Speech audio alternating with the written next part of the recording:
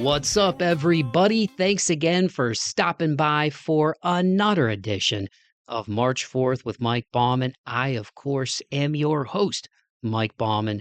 Whoever you are, wherever you are listening from, thank you so much for checking out the podcast. If you're a returning listener, I greatly appreciate your continued love and support. And if you're a brand new listener of the show, thank you so much for hopping aboard that pirate ship. You can follow me on Instagram, TikTok, and YouTube at March 4th Pod. The link tree with all of my stuff is in the podcast description for this episode. So that means if you made it here, then you found me somehow. And I truly appreciate each and every one of you taking the time to check out another edition of the March 4th with Mike Bauman podcast. How is everybody doing? Thank you so much for joining me. This is officially episode 200 of March 4th with Mike Bauman. So I just want to say to all of you, like I just said, who are returning listeners, and if this week's guest brought you here and you're a first-time listener and this is your first time aboard the pirate ship, thank you so much to all of you. It's very humbling, and I have so much love and gratitude in my heart for not only my inner circle and my ride or dies. All of you know who you are. I love you so much who have been with me along this journey with this podcast and just through life.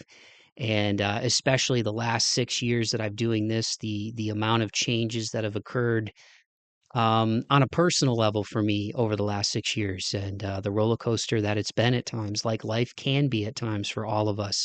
I love you all. But to all of you, like I said, people around the world who listen to this show, new time listeners that come on board every single week, thank you so much from the bottom of my heart, man. I love you all.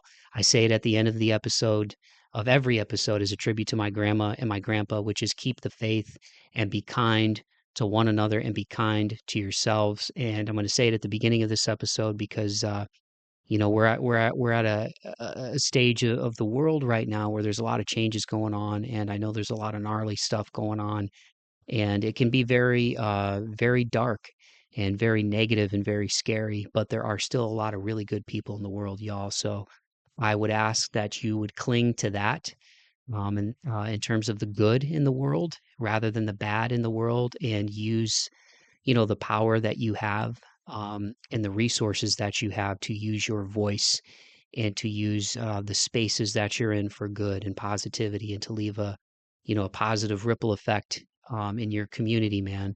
And that's what I'm trying to do with this podcast. So I truly mean it when I say I love you all, and I thank you all for being on this journey with me. Um, going back to the days of the podcast when it used to be Bauman's Breakdown, the catalog is well over 200 episodes now, and it's weird that I've spent that much time behind a mic when I never had any intentions of ever, being behind a microphone or getting in front of a camera like I used to do when I did local broadcasting back home. The sports fanatic that I am. For those of you who don't know me, my initial foray into media was actually just print journalism. I got my bachelor's degree in communication with a focus in journalism from the University of Toledo in 2010, which means I'm getting old, but I think I still look good for my age. Not to toot my own horn. I digress, but I initially had designs of being a sports writer, and I did that in college for the Independent Collegian and became assistant sports editor by my senior year. Those of you who know me well know that I'm a huge basketball junkie. It's my favorite sport, and covered sports for the student newspaper in college. And then when I graduated, I started writing for Toledo Free Press and did sports writing initially, and then got into music feature writing, which was one of the catalysts for me starting this podcast. The other catalyst was my time at Toledo Sports Network back home in Ohio, where I did color commentary, sideline reporting, and eventually play-by-play in addition to radio, for local high school basketball and football games. There were also a couple other, there was like a boxing event in there as well. Um, but shout out to Mick Gonzalez and Mike Jameson, my two mentors in broadcasting, who really helped me come out of my shell and have the confidence to get behind a microphone and be in front of a camera And if it weren't for my time with those guys and all of the people that I worked with over the years at Toledo Sports Network back home, I wouldn't be doing this. This podcast started out of Mike's home studio in Rossford, Ohio, Mike Jameson. I actually lost Mike and Mick last year. Both of them died about a month apart, right around this time last year, in February 2025, um, with battles with cancer. Cancer sucks. Those of you who have been through that with your families or loved ones or friends, it's tough. But they were really good men who taught me a lot. They were hilarious. They fought like brothers. They were truly like brothers from other mothers, man. Like, and I was kind of like their little brother and son at times, man. But they really guided me and gave me the confidence to really do all of this. And none of it would be possible without them. You know, the people at Toledo Free Press, you know, the people at the student newspaper who gave me a shot, you know, when I was in college, um, you know, way back when I was a freshman at the University of Toledo in the fall of 2006. And then I started writing for the paper in like the spring of 2007. So it's almost 20 years, man. Um, and 20 years going back to my senior year when I was doing stories for the Centric at Central Catholic, my alma mater, my high school in Toledo. And I had no idea how to do like, you know, actual, you know, print journalism structure. I wouldn't show those articles to anybody, but all of those experiences led me to where I am today and talking with all of you now and 200 episodes of this podcast. So thank you to all of you from the bottom of my heart. Again, I'm truly humbled. And you know, the meaning of this show, March 4th, for those of you who are new, is perseverance, moving forward. So, in addition to hopefully entertaining yous, I really hope that these conversations, when you're done listening to them, leave you inspired to go chase your dreams in your life, whatever those are, and that you know that you are loved, you're worthy, and you're worth it, whatever it is that you want to achieve in life. And that you know, whether you struggle with anxiety like me, or depression, or any other darkness that comes your way in your life, to know that you're worthy. You know, we all come from exploding stars, man, and you know, we have it in us to do extraordinary things. And you know, your flaws don't make you unlovable or unworthy of love or achieving your dreams. And so that's the meaning behind the name of the show. If you are new, you know, March 4th, persevere, move forward. And I'm happy to get to episode 200. I couldn't have done it with all of my close friends and family. All of you know who you are. I love you very, very much. And for all the people who listen around the world who I don't know on a personal level, you know, when I see the downloads coming from other countries, it always you know, is very humbling for me. And it's cool. And to have new listeners like you guys who are new to the show, listening every week, and hopefully making new fans of the show. I greatly appreciate it, and I'm really excited to get here. And I hope there's 200 more. And speaking of excitement, there's been so many awesome people I've gotten to connect with over the years doing this podcast. And it's mostly music because I love music selfishly. So most of the guests on this show are musical guests. But occasionally I get colleagues and friends of mine on the show as well, or business owners, because, you know, that theme of mental health and perseverance, you know, crosses a lot of different areas in life and is pretty universal. Um, but this week's guest was referred to me by a friend and colleague of mine. Shout out Andre Scott. He goes way back with this guy, and this dude is super talented. He's a guy who not only is great on the mic in a different way from the work that I do with this podcast, but is somebody that I think just has in the conversation that we had and listening to his music, has got a lot of soul and a big heart. And and I knew if Andre recommended him, he'd be good people. And he's made a fan of me, of this guy's work. He is none other than Brian Brown. Brian is a Nashville-based rapper, specifically an East Nashville native. And Brian has been doing this a long time, man. His debut EP 722 dropped back in 2014.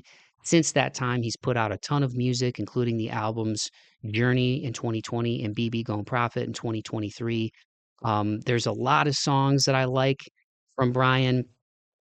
Some of them that I'll highlight here, you know, Better Days, The Dreamers Anthem, Newports is probably my favorite. We talk about it on this conversation. NBA Jam, the basketball junkie in me really likes that one because there's a lot of basketball references. Promised Land, um, Visions, The Release, his song Come On In off of Journey has gone over 1.3 million streams on Spotify alone. So shout out to Brian on that. That is so dope.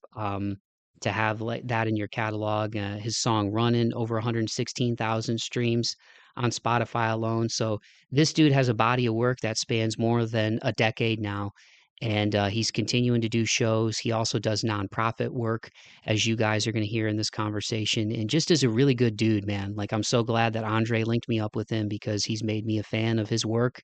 Even though I'm a metalhead at heart, I love me some hip hop. And I love guys who get behind the mic and experiment with not only different sounds and different genres, but also really, speak from their soul. And Brian is a true poet. We talk about some of the samples that he's used in his music, which are pretty dope, and he sings as well, man. Like, this dude is really cool. So I couldn't think of a better guest to get for episode 200 of March 4th. So without further ado, I'm gonna shut my big yapper and give you guys my conversation with Brian Brown. Here it is.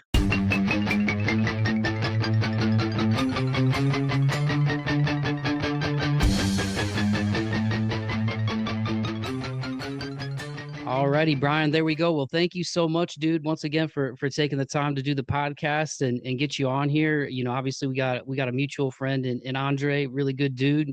And Yeah, shout out Chuck Indigo as well. I'm trying to get him on, but it's I'll good make to sure I'll make sure to work on that placement for sure. Like that, he would love it, dude. He would absolutely love it if he was on here, man. yeah, it's good to get some Nashville flavor, man. I've lived in town for a little over 10 years now. My first full day in Nashville was actually Halloween of 2015. I came here, and just in the time that I've lived here, it's just been it's crazy how different it's been in a decade, but it was a lot of fun going back and listening to your catalog, getting ready for this, man. Like the references in the music and even some of the stuff I was DMing you about. But Yeah, I just kind of wanted to take it back initially, man, and kind of how I do these things. What was like your earliest musical memory? Like, because you've got a lot of different influences in your music, you got a lot of different instruments, you sing in addition to rapping. Like, do you remember your earliest musical memory? earliest musical memory. Do I remember it? It's funny. I always reference this one, and it might not be necessarily the earliest, but it seems like the one that always sticks out to me was my aunt. She was a sophomore at Tennessee State in 1998 when Aquemini by Outkast first came out. And I just vividly remember hearing that album for the first time and thinking, what in the bleep is this? Like, even at 5 years old, I'm like, none of this makes sense. None of this is actually even real. Like, how can something be this good, be this vast, be this eclectic like that? And from that moment on, I always gravitated myself towards just that type of music making and storytelling, I grew up in it. My mom, she sung choir. She sung in the choir for a very, very long time. Even wound up doing some notable background singing for some people like Vince Gill, Winona Judd, Michael McDonald. Um, that same aunt I was telling you about, her sister, she taught herself how to play piano, and she was like 3 or 5, one of those who I always get those ages mixed up. And it was like one of the more talented church circuit players around the city for a very long time until she moved. My granddad, my father's dad, he used to own a music club back in Chattanooga for a good grip of time. So it's been embedded in me for as long as I can remember. But I just think that moment when I first heard Aquemini, specifically Spodioti Doublelicious, was like, what is this? And how can I, if not replicate it, try to find a way to duplicate it and make something of that stature from here on. That's sick, man. That's sick. And how about I know it was 10 years officially it's in 2024 that you've been rapping and putting out music, right? You celebrated your 10-year anniversary. That was a really dope article. Shout out to the Nashville scene when I was doing some of my homework getting ready for this. But were you doing poetry and stuff? Like you mentioned Aquemini, but like how soon did you start like trying to rhyme or like write songs or do poetry? Like is that something that you've been doing for a while even before you started rapping? Uh, Initially it was poetry, and then so I'd say I was probably like honestly I was doing it like just trying to like freestyle and being a like geeky ass kid, like, fourth grade, just my name Lil B, I eat Mickey D's, I just at that moment in time, like Bow Wow, Lil Romeo were the guys. So that was kind of like the influence and I guess like the model we was trying, at least I was trying to go after. But I think what I found cool about, music and rapping was um just the emotions it can bring to people, putting a smile on people's faces and such like that. I always thought that was easily the coolest, most fun part about it. And so, after a while, I had a few friends in middle school that were quasi serious about it, but we was just writing along, just having fun as friends. And then one of them, he and his other guy that he had been going to preschool with since they was like infants, damn near. They had a rap group, and a friend that I knew, he had like those birthdays where you spend the night over somebody's house and y'all do whatever out over for the weekend and such like that. Well, they were kind of like having quasi rap tryouts to have like a new member in their group because the other his friend, who's still one of my dearest friends to this day, his older brother was just kind of like, I'm just too old for this shit, like I just don't do this anymore. And so me and my friend's friend, we had a rap battle for like an hour, and everybody who was there couldn't necessarily like decide who won. And from then I was like, oh snap, I actually might be decent at it. So like it started off as just fun, really just kind of piecing words together. I didn't know that I can make people feel a way regardless of how they felt. And then it turns into, oh wait, actually I might be kind of good at this. And then probably like 16, 17, like my sophomore summer going into my junior year, I had like one of my first ever solo sessions at the studio, and I was like, oh, we're actually good. Like we can make something of this. And that's where I kind of like to start my career, because it's so hard when people ask like, how long have you been rapping? Because it's like, I'm 32. I've essentially been rapping my whole life for the most part. But in terms of the actual, I guess the career wise of it, and when I thought I was really good, I'd had to say 17, but I don't start releasing music until 2014, like we're talking about. So there's at least like another 3 years where it's like, oh, you actually really can do this. And thank God for SoundCloud, thank God for the streaming era, and thank God for stuff being accessible and easy for me to write. So I've been at it for a minute, but it does start with poetry to some extent, in some type of fashion, and then you realize that like poetry can make people feel a multitude of ways. And um just wanted to elaborate further on that, and then it kind of goes into me trying to figure out who I am within the midst of it. For sure. So Outkast after Aquemini, was that still like a consistent influence like going forward or like even in those early days? And do you have that album now like either on vinyl or CD? Actually having on vinyl is one of my prized possessions. I cherish it wholeheartedly. I think it's the best album. I think it's the best. It's definitely the best rap album to me to ever exist. It's in my top 10 pantheon of albums ever. But Outkast was a big one.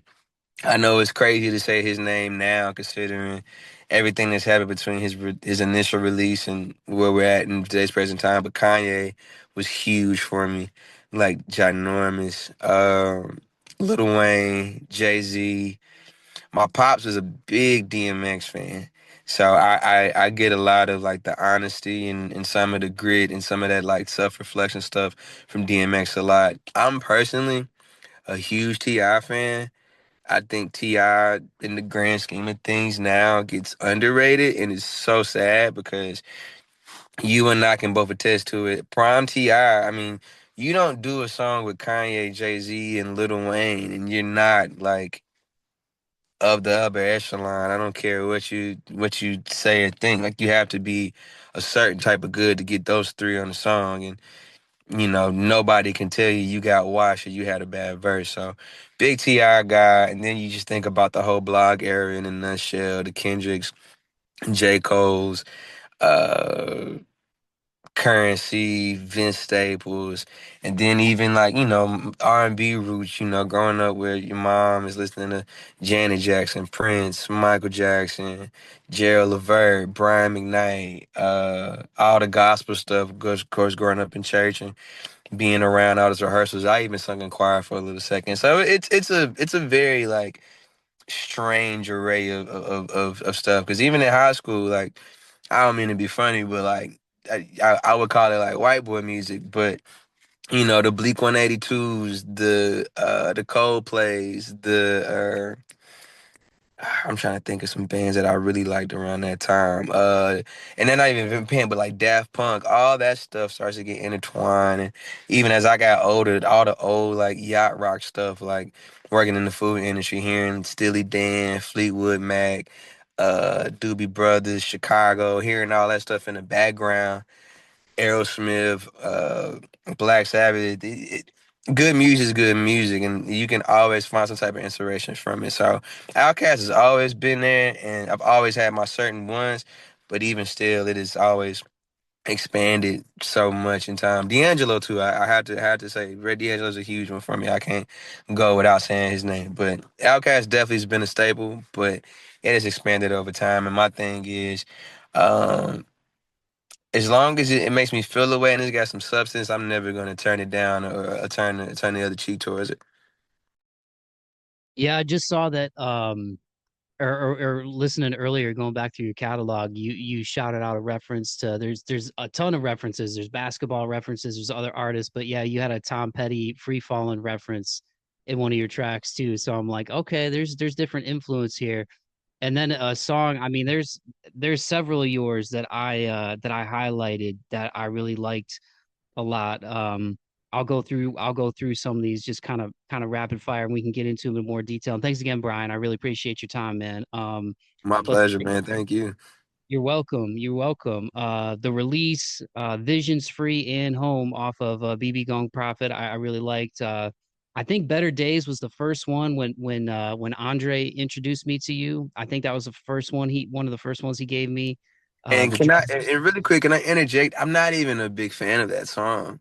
Oh, for real? No, I'm not. Because, all right, so you got, I do from now, every now and then I do some songwriting for like sync licensing companies that are looking for like songs to place in commercials, TV ads, video game spots, whatever.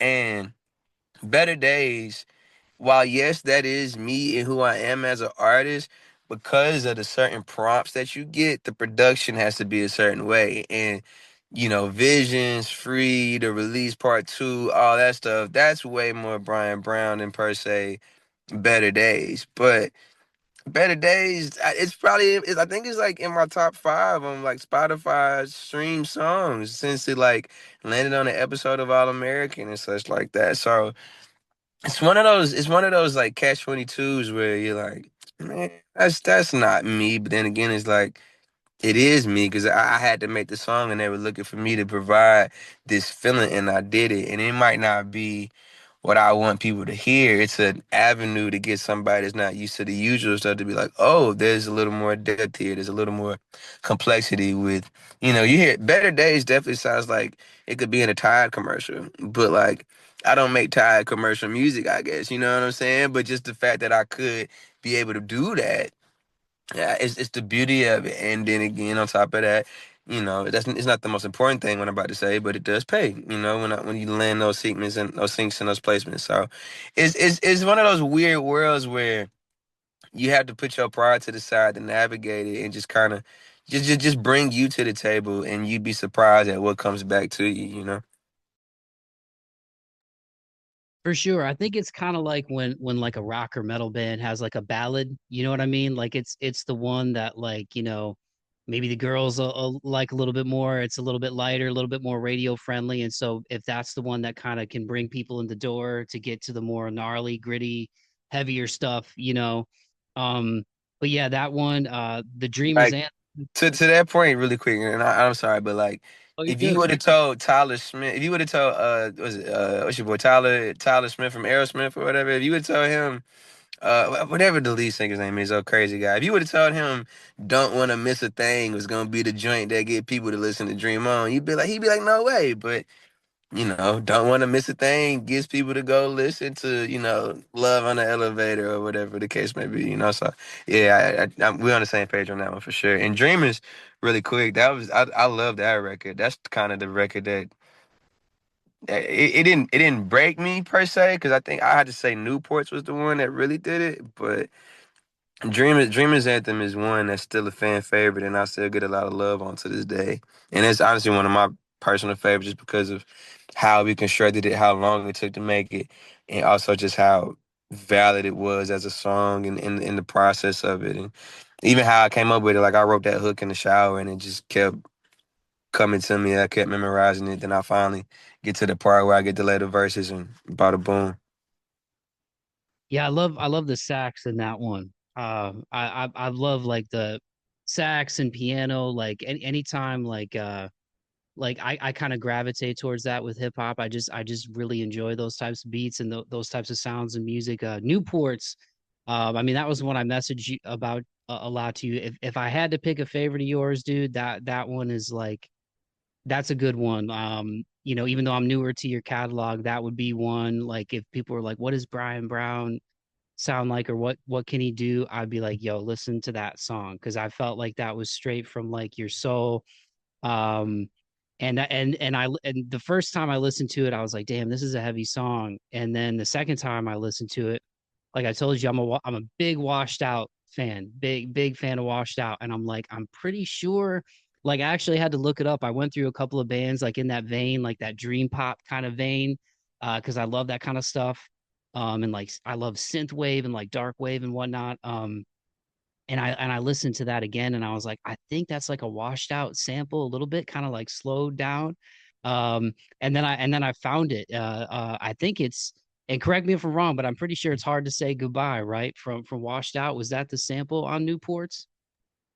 I'll be honest with you, I'm not even sure because even when I wrote the song, so I write that song and I release it in 2013, and so um I wasn't even really hip to Washed Out by then. I know it's a sample for sure. I'm just not sure what sample it is. So you might have put me on the game more than I realized it. And what's so funny about that song is like I was really just frustrated. We all got a point in time where we all come and we all go. And at that moment in time, I was still dealing with like losing a really good friend that I had back in high school around that same time when I really started, figuring I really wanted to rap. And then on the second verse, I lost a friend to suicide on the second one. And I don't even smoke cigarettes at all. But I mean, at that point in time, I sure as hell didn't. At one point, I didn't. I stopped, thank God. But I was just really frustrated with just the idea of life being so wicked, even though it's still such a beautiful thing. And you won't believe, like over the years since then, especially then, but since then, um, how many people like, man, I can't thank you enough for Newports. You really hit the head on the nail. You really described exactly how I was feeling. I've been there. I lost a friend that said stuff, and I've always tried to be as relatable as possible, man. We're all human. We're all going through it in some capacity, and the the outreach I got on that song was and still is phenomenal to this day. Cause I was just frustrated. I was so mad. I was like 20 years old. Like, there's no way this is how stuff works. Like, yeah, life is great. Life is beautiful. I'm happy to be alive. But like, my friends should still be here to see this. And I just thought the world was kind of strange. And then again, you don't see death at a young age, no matter what happens. It's not necessarily a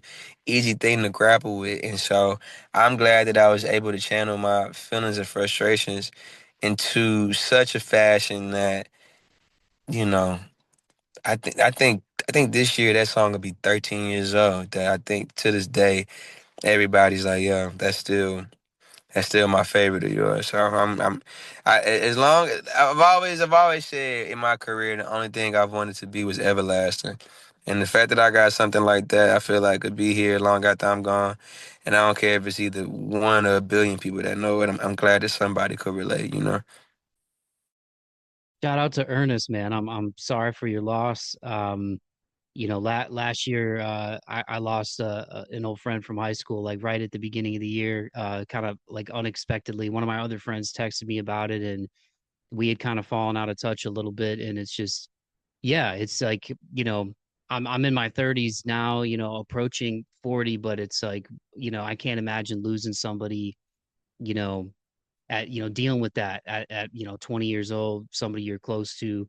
But I'm happy you have an outlet like music to be able to kind of, channel those things, because a lot of people don't have that they don't have like a channel, you know what I mean? And I think even as men, a lot of times we're kind of taught that we have to like bury everything. We have to kind of shove it down, tough it up. And, and there's a certain element of that I always say on the show in life that's like, yeah, life is hard, and there are people that aren't cool, but there's also a lot of good people too. And trying to get rid of emotions versus like process them in healthy ways, whatever that is: music, exercise, cooking, any kind of art, whatever it is that helps you kind of deal with it. I think trying to not deal with it, it's like what resists persists, you know what I mean? So even like the theme of this show, March 4th, like that's kind of the whole meaning behind it, like perseverance, moving forward. Like I struggle with anxiety. I've been pretty open on this show about it, but yeah, getting it back to Newports, man. Like and you shout him out, I believe, on a couple other songs, if I'm not mistaken. You just a few times you bring him up, so I know he meant a lot to you, and I appreciate you sharing that with me and the listeners. And again, I'm sorry for your loss, man, especially at a young age like that. It's tough. It's death. It's like we know it's part of life, but once you really start to deal with it, especially early, if like the first hard loss for me was when I was 23 and my grandpa passed away. Like I still wear his necklace like every single day. And my middle name is his name, and we were really close. So that was like the first hard one for me at 23 years old. But losing a friend, that's tough, man. But I'm glad you were able to memorialize him through music, man. That's a beautiful thing. And all we do in this world, at least to me, is just try our best to keep our ancestors alive and honored throughout the situation. Shout out Dalton too. That's the other guy who I was talking about on the second verse. Ernest was the first verse on Newports, and Dalton was the second one. And I mean, to the point you made within that spiel, that it's been at least I shouted him out on that song. I shouted him out on Dreamers Anthem. There's at least a few others, man, because they're the inspiration. Like Ernest is one of the funniest guys, hilarious, super athletic, always could put a smile on your face. Uh, Freestyle legend, at least to me. And Dalton was just one and the same. We just happened to go to rival high schools and kind of knew each other via like mutuals who went to other schools and just kicking it, being kids and stuff. And um, you always want to grow old with people, man. You want these people to experience life with you, first steps, first babies, first weddings, whatever the case is. You want these people to see it all through with you, but sometimes it just doesn't happen that way. But I'm glad that they got to see a little bit of it, and I hope that within what I do and then within the ways that I've honored them, that they at least are somewhere out in this world just proud of me and the fact that um, I stayed resilient and I stuck to what I said I would do. And the only thing I can do is keep going, not only for myself but in their honor and for all those who have paved the way for me, family, friends, historical figures, whichever, to allow me to have my voice to be able to give somebody something to relate to, something to feel, and just something to just nod their head to, man. Like it get hard out here, and as best as I can give somebody a way to just like unwind and relax their shoulders a little bit, but also give thanks to everybody who came before me and whoever's gonna do this even better than me afterwards. Then I have no choice but to keep going, you know. And they would tell me to do the same, despite whether I'm having a good day or a bad day. For sure, man. Do you ever have any and if this gets like too deep or too trippy, like you can let me know because I don't ever want to take people any places they don't want to go. But do you ever feel like you get signs like from those people close to you that have passed on? Like have you ever gotten any kind of synchronicity moments either with like Ernest who's the other friend you mentioned? My apologies. Doughton, Dotun, Doughton, Ngod. Yeah, but all the time, and not just them. Like, I've got aunts, and then I got my great grandma, and I've got other friends that like I'll see something, and I'm like, all right, for sure, noted. You know, just that look, listen, they hear. Because I mean, you know, there's always been that idea of heaven and hell and the afterlife, but we honestly don't know what that actually is, what that exists, and what that is. You know, but I just feel like something about energy and spirits.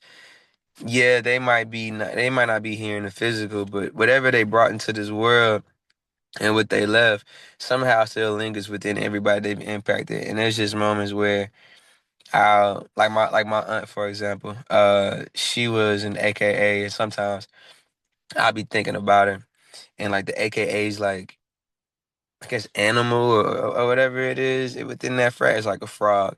And I remember one day I was thinking about her real tough. I got home, I'm unlocking this door, and there's like a frog on the front door, and I was like, "All right, I don't know if that's you or not, and I don't know why you want to be a frog anyway, but hell, I know you at least around, man." And she's been on my heart heavy as of late. She unfortunately passed away in this like freak accident, boat explosion in the Bahamas in like 20. I think it's like 2017, if I'm not mistaken, and she's been on my mind a lot as of late, like a whole lot, and.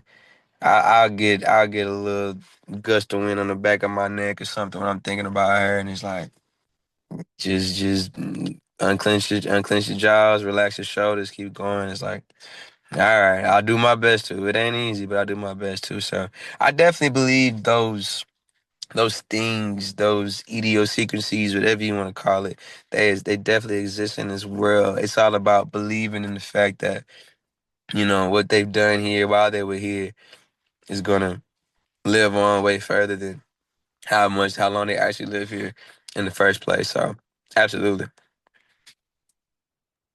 I appreciate you sharing that, dude, and opening up about that. Well, in the time we have left, and thanks again so much for doing this. I really appreciate it, Brian. It's good to get to know you more, man. A couple other shout outs I wanted to give from your catalog. The release.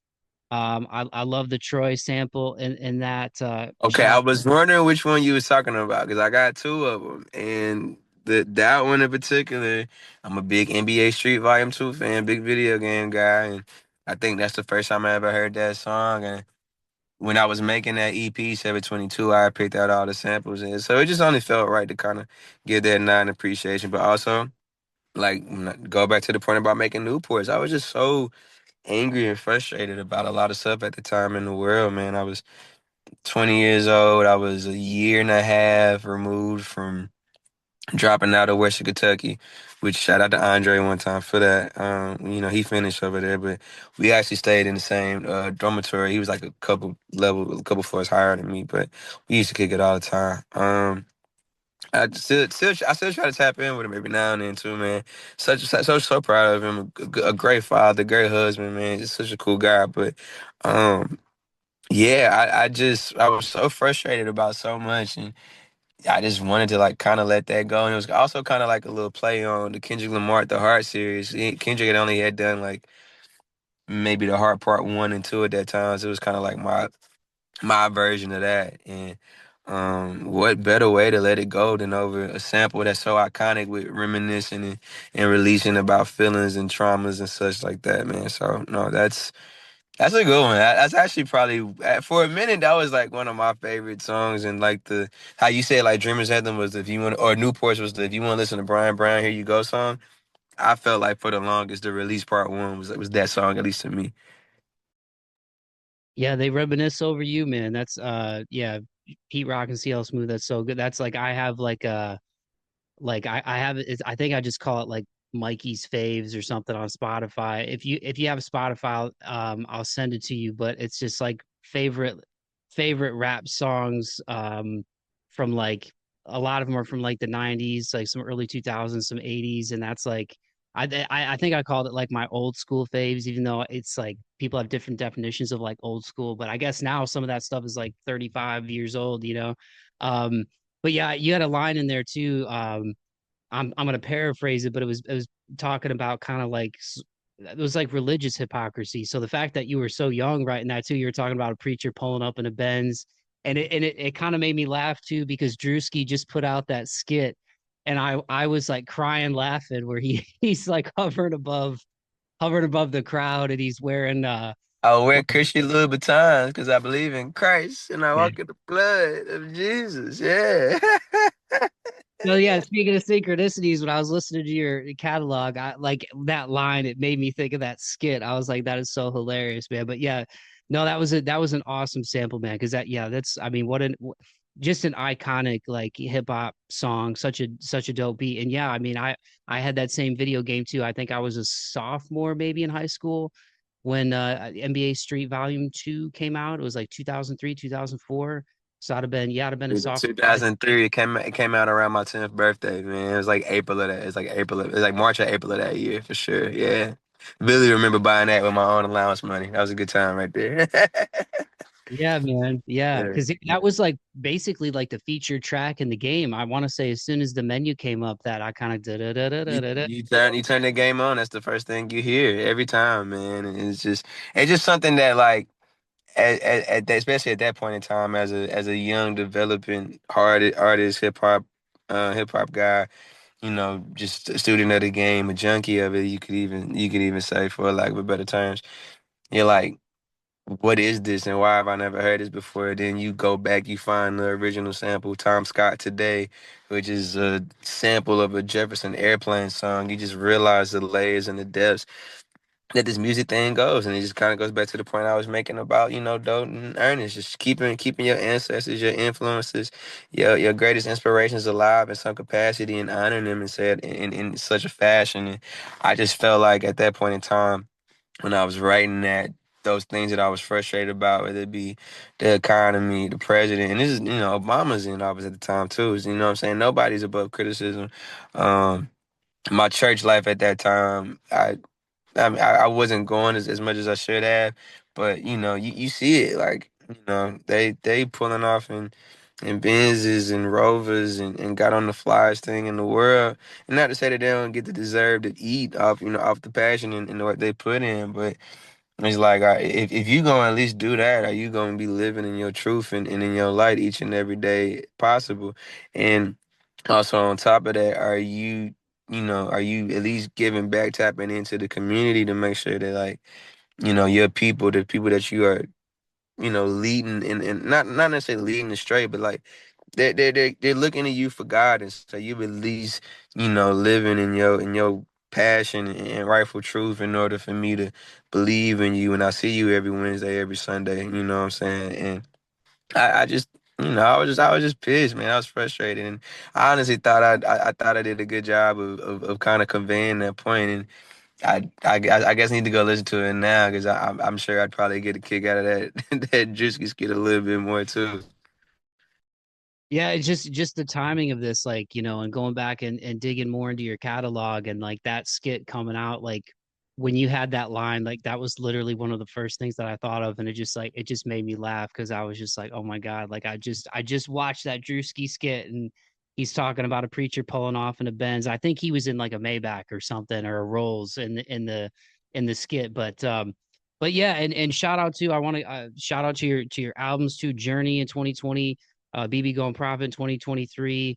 Right at the beginning, your EP 722. And congrats too. I mean, I have Spotify, but Come On In is approaching 1.4 million streams, dude. Like that's so sick, dude. Like Yeah. how awesome does that feel just coming out of like specifically East Nashville, right? Like you're an East Nashville native. Yes, And sir. Born and raised. Yes, sir. so to see something like that go off like that, man, what's that like? And you've got multiple songs that are, doing really well, but to have something go over a million streams, dude, and be almost at 1.5 now, and that's just on Spotify. So I don't even know like You know, between the Apple other Music, numbers there. that's awesome, dude. Congrats. Thank you, man. I guess my only thing is I wish it paid like it. But we'd be sitting here for a whole nother hour and a half talking about the wrongdoings of the music industry and the streaming world. But no, man, it just goes to show, the power of self promotion, the power of independency, and the power of just believing in yourself, man. Like Journey was supposed to come out in like 2016, 17. Things just kind of went left in regards to like people I was working with and such like that. And nothing like necessarily bad or anything, but life happens, opportunities happen for others, and you kind of gotta let them spread their wings and fly. And in that situation where I moved back home, and I kind of gotta honestly redo Journey from like semi scratch. Like I got some of the ingredients in the cabinet, but I gotta cook up something that was totally not totally different and wasn't necessarily in the plans. It's just a testament to will and faith as well, man, and fighting despite whatever obstacles come your way. And I can't wait till it get to 10.5 million or 100 million 500,000. Like the to be cliche, the journey does continue. It keeps going on, but I think all three of those are really solid bodies of work, and I think each one shows the growth and development of not only who I am as a person and an artist, but where I think the world is today. And so, new stuff is on the way. If I got a hint at that, I won't give away too many details because I feel like I have already, so I'm kind of, back against the wall on this one. But new stuff is on the way, and it's just another step in the story of what I want to leave behind and where I think the world is. And again, these ain't nothing but time capsules. Um, these ain't nothing but just real life situations that happening in front of me, and all I can do is best describe them and try to give you some type of common ground to stand on where we can relate. And if I've done that, then I've done everything I was supposed to. And I feel like over my 10+ years, so far so good, and I'm excited to see where the next 10 plus can go. For sure, man. Well, before we wrap it up, and thanks again so much, Brian. I really appreciate the time. I feel like I could talk music and hoops. I mean, we haven't even gotten really into basketball, really. Shout out to NBA Jam. There's a lot of great references on that one. 2 minute drill, by the way, everybody. Love that EP. Super underrated. That's one I'm really proud of. Really, and maybe we need to have a part two to this. But like I think that EP is supremely underrated. Just the concept of it, like every song being right at under 2 minutes, and just challenging myself to kind of try to kind of fit in with the masses, even though I necessarily didn't do it in my own way. But we can come back to the sports stuff on some just hit my line after this is over stuff, man, because I can talk sports all day. But we'll go ahead with the last thing before we get out of here. My bad, man. Oh no, you're good. You're good. You mentioned before we officially hit record, and I just wanted to give a shout out, man, because there's obviously a lot of people out in the world that need help, that need uplifting, and you definitely have a positive vibe. But let the people know about your nonprofit that we were talking about too, man, before we hit record. Because I didn't know that about you, and I think that's really really awesome what you're doing. So yeah, Jenny Dominelli and Lori Dixon founded this nonprofit in the mid 2010s called the Beat of Life, where basically we go to correctional facilities, juvenile centers, and after school programs, and basically get aligned with these individuals who sign up for our program, and we use music as a form of therapy. Those said participants get paired with songwriters, producers, artists, singers who align with the type of music that they want to make, and we have to make a song with them in a certain amount of time frame based off of their story, what they're trying to project in the world, what they're trying to tell us, this, that, and the third. We get finished with that, have a little lunch, kind of settle, regroup, and then we have a class-wide concert at the end with every participant performing their songs. And it's just something I've been doing since 2019, and it's easily one of the best uh resetters in life. Like if I'm ever thinking about the minuscule things that don't really mean much, if I need a common reset, I go to one of those and boom, it's like, all right, this is what it's really about. So shout out to Jenny, shout out to Lori, shout out to the whole crew. It's so many of those people who I work with that I can name, and I could go on and on about them, but it's one of the best things that's ever happened to me. And every time they call me to go do some work, because we do it here in Nashville, we do some stuff in like the Atlanta area, and then we do some stuff in the Carolinas too. And we're kind of looking to branch out. But shout out to all of those people, all the songwriters, producers, the board members, the boosters who help us fund the situations, all that stuff. Shout out everybody, because that stuff is a miracle worker sometimes, and you won't believe some of the moments and the messages we give across with these people. So shout out to Be the Life, man. I love those folk big time. Well, Brian, I really appreciate the time, man. Thank you so much for rescheduling with me. I'm excited to talk to you. Shout out Chuck, shout out Andre. I guess just to get the people out on some positive vibes. One thing I like to ask people is, obviously I'm not a doctor. This podcast is for entertainment purposes, but at the same time, with the theme of the show being March 4th and perseverance and moving forward, we've obviously talked about it in your music. Anything, dude, that kind of helps you get through the darker times and helps get you more to a lighter headspace or a more positive place that you want to impart on people as we start the year, something that advice that you think maybe could be a little bit universal for people out there who might be stuck in the mud right now. Start from within and watch how it goes out. If I had to say, somebody was asking me the other day. That was like, what's one of the changes that you want to see in this world? And I was like, honestly, it start with me first. I got to be the change that I want to see first, and then from there, what I'm wanting to see, separate about myself starts to come to light, and I think ultimately that starts to inspire people to move a little differently. So until we as a society, it doesn't matter who you are, black, white, green, blue, red, yellow, whatever, like until we start from within, the outward results, the world that we're looking at doesn't change, man. And so ultimately, and that's not an easy thing to do, as I say that. Like, it's not easy to kind of look at the flaws or shortcomings and mishaps and be like, damn, where did I go wrong? Or damn, why am I here? But somebody's got to ask those questions. And the moment we start to at least seek the answers that give us a better outlook and outreach on this world while we're here to see it exist and see it turn, then that I think that's where the real change starts to begin. So go from within, then reach out, and then from there, I think we start to become a better place. So it might not be easy, it might not be worth it, but inward, outward, forward.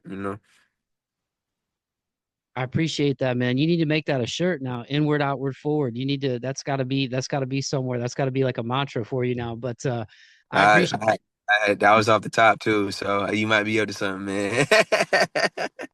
Well, hey, I'll put up the links in the podcast description. But Brian, I really appreciate the time. We'll definitely get you back. We'll get Chuck on here too. Shout out Chuck Indigo. Everybody go listen to Brian Brown. But if they're not familiar, let them know where they can find you, man.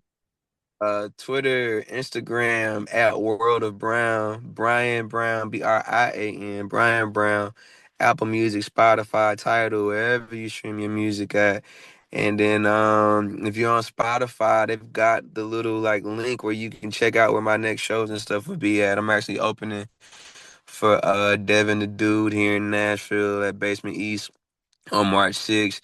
And then prior to that, I'm doing a little joint, not a little joint, but I'm doing a joint with my boy Alex Murphy and his jazz trio over at Rudy's Jazz Room, February 23rd. So there will be chances to see me, holler at me, pop out and such like that. But other than that, Brian Brown, like I said, Brian with an I Apple Music, Spotify, Tidal, and then World of Brown, WORLDOF Brown, all together, all lowercase on all social media platforms, man. And thank you for having me, bro. This is a pretty sweet and different left turn and a positive one too. Not to say that interviews always be like messy or anything like that, but we always need a little optimism in these things. Sometimes the world got too much hate in it right now, so I appreciate this for sure, man.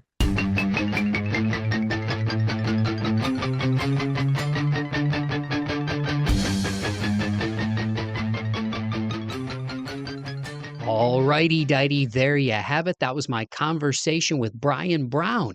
Make sure you go follow him on Instagram at World of Brown. The links to all of his stuff will be in the podcast description for this episode, so you'll know what to do. Scroll down to the bottom of the podcast description for this episode, hit those links, and go follow and support Brian. You will not be disappointed if you are a fan of really good hip hop and just really good people. As you heard in that conversation, in addition to music, Brian is very community focused. He's very focused on helping lift up other people, nonprofit work that he's doing, and even just in the short amount of time that we not only spoke, but just in doing my research for this episode and listening to his music and seeing what he posts on Instagram. What Andre, shout out again, my buddy Andre Scott, for linking me up with Brian. I digress, but the stories that he shared about him. Brian is good people, man, and when you meet other good people. And they're doing dope things. I wanna make sure I can do whatever I can with this platform to shine a light on those people as well, man. And Brian he's dope on the mic and he's dope off the mic with the work that he does in the nonprofit space as well. And putting on for Nashville and for East Nashville and doing what he can to lift up his community and make the world a better place. So Brian, thank you so much, my guy, for taking the time to come on this podcast. We're going to have to get you back on and geek out a little bit more about hoops and sports because I know you're big into sports as well, and I'm sure we could, basketball alone, I think we could chop it up for a long time. But really proud of what you're doing, and really grateful that you took the time out of your schedule to do this podcast, my guy. So thank you so much once again, everybody. At World of Brown on Instagram. There we go, Mikey. It's a little late at night, and the coffee still has me reeling a little bit. Sometimes my words come out faster than my brain's moving. But at World of Brown on Instagram, I'm a big goofball, folks.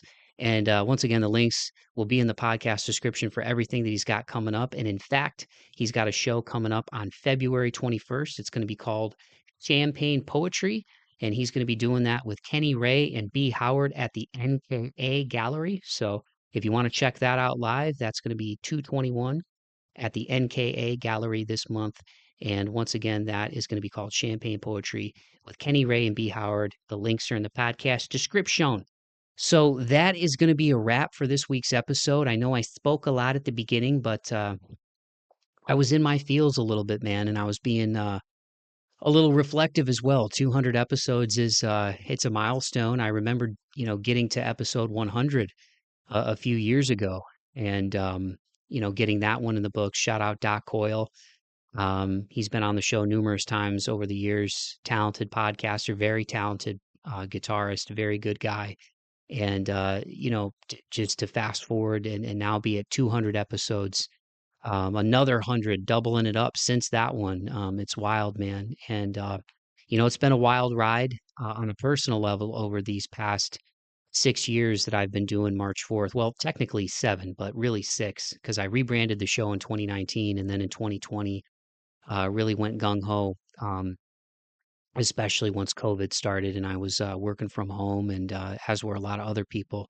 And in the entertainment space, excuse me, especially, sadly, there were a lot of venues that were either closed or, you know, bands, artists couldn't tour. And the one silver lining that came out of COVID for a creator like myself is that there were a lot of fellow creators in the music and podcasting space who were also working remotely, and it gave us an opportunity to connect with one another. So I know social media can be a bit of a cesspool.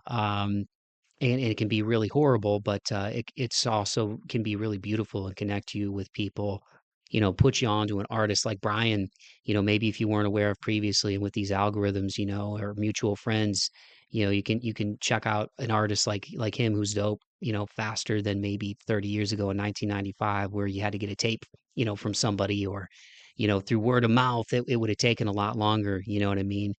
Compared to this digital era that we're in now. So, there's been a lot of positives that have come out of it, but, this show has really been, you know, been a very positive force in my life, to be able to connect with so many awesome people over the years. And I'm just really grateful for all the guests. I'm grateful for all the listeners like yourselves.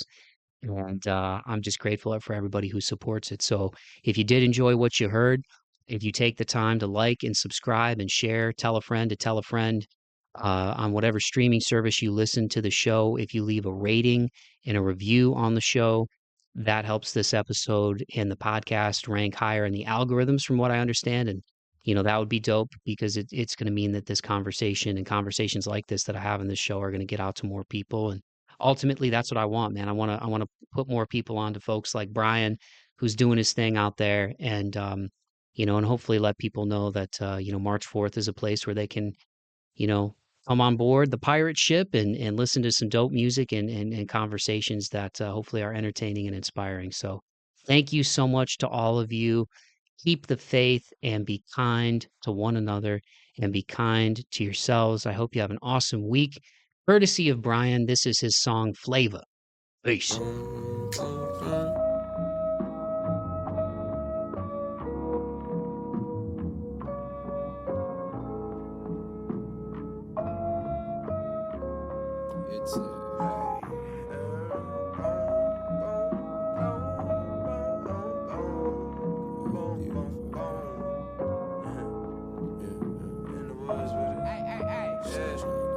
You can't see if you look, but just add seasoning when you cook it. Get that bullshit out the way while you at it, my nigga. Don't throw no salt in the game if you ain't got no flavor. You can't see if you look, but just add seasoning when you cook it.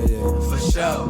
Get that bullshit out the way while you at it, my nigga. Don't throw no salt in the game if you ain't got no flavor. Started writing this the other day as I was strolling down Broadway. Homeless man started jacking his pillow, sleeping broad day. Plenty of us passing by, but none of us have changed the bill. If I had it, no, I got them. Wonder if they even care. Condos just keep coming up and generations going down. But look around, your hood might be next. No reason to be perplexed. I wish that came with a punchline. I'm like Richard Pryor in this motherfucker. Which way is up sometimes? Smile through the stress, pray through the pain. Yada yada yada, shit's still the same. Check the TL, another nigga slang. How you feeling? Can't complain. I guess.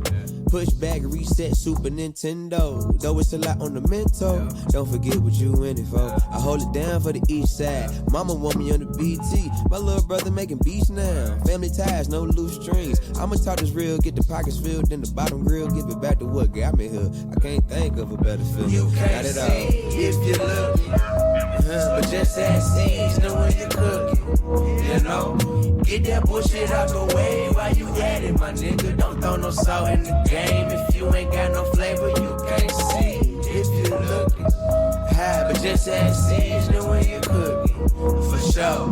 Get that bullshit out the way while you at it, my nigga. Don't throw no salt in the game. Smart and pretty hoes twerk to this. Trader Joe, biting pretty healthy with my vices. Always smoking presidential anytime you come around me. High as hell behind the register, repeating the same monologue. Take a glance at my G-Shock like, damn it, am I getting off? Late night hit the bar across the street for NBA on TNT. Was supposed to stay for one to leave.